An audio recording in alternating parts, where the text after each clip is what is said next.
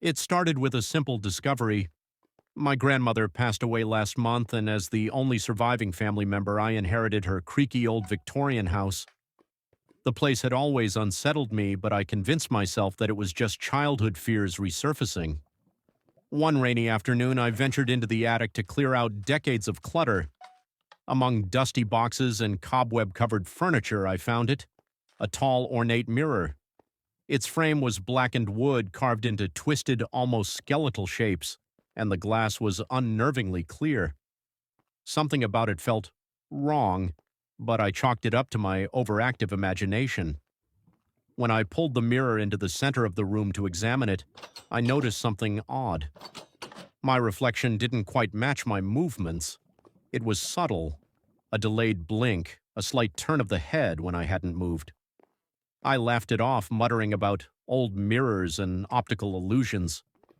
That night I dreamed of the mirror. In the dream I stood before it, but my reflection was not me. It smiled when I didn't, its teeth too sharp, its eyes too bright. It pressed its hands against the glass as if trying to push through. I woke up sweating. The mirror was on my mind all day, and when night fell, I couldn't resist going back to the attic. The house was dead silent except for the groan of the old wood beneath my feet. The mirror was waiting. This time my reflection was standing too close to the glass, even though I was a few feet away. It tilted its head, studying me. Then it smiled, that same unnatural grin from my dream. My breath caught in my throat as it reached forward and tapped on the glass, the sound echoing in the quiet room.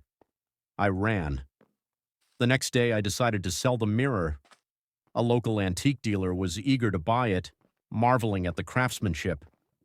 He didn't notice how I avoided looking at the glass as he loaded it into his van. That night I felt relief for the first time in days, until I went to brush my teeth. The bathroom mirror was ordinary, just a cheap one I'd had for years. But as I rinsed my mouth, I glanced up and froze. My reflection was standing too close, its smile too wide, its eyes too bright. It tapped on the glass, and this time I heard a whisper. "You can't get rid of me."